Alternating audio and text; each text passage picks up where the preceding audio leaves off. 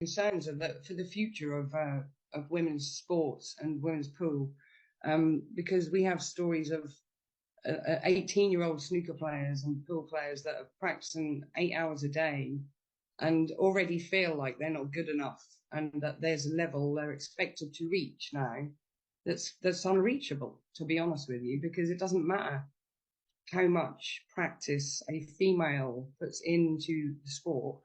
They will never be able to compete against biological males at this sport.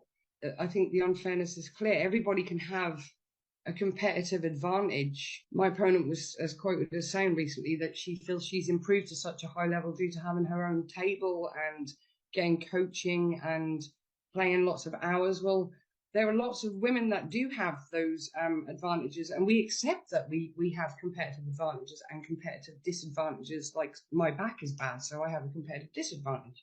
But we accept that they are in every sport. This is a category advantage. Being biologically male, playing against females, gives you a clear category advantage. And categories were created in the first instance to create fairness. So you wouldn't put a 17-year-old on the pitch with a group of under 10 footballers, would you? And because you know it's going to cause them physical harm, and it's your job to protect and make sure that doesn't happen. When the U-turn happened, that absolutely devastated not just myself, but loads of players were so elated when they announced they were going to have born female category, and the elation was felt silently, but it was an elation, and it was such a high.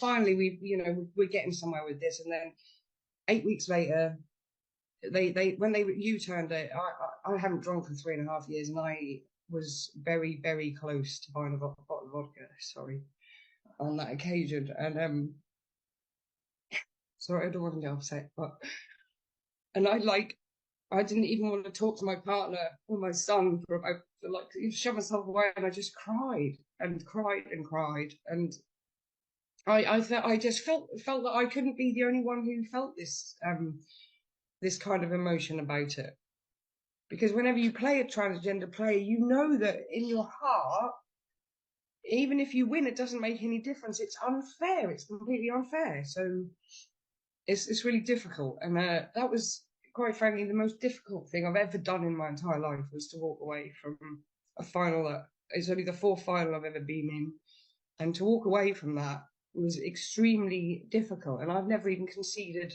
a frame of pool, and never mind an entire match, because I find it disrespectful to concede. But I felt like I needed to protect my own mental health and protect the future of the sport for the young ones. Because I'm 50, I've played this game for 30 years, and I'm coming towards the end of my career, if you like. But this is for the ones that are just starting and feel like they're giving up. Everybody feels silenced, and that, I think the silence just has to stop.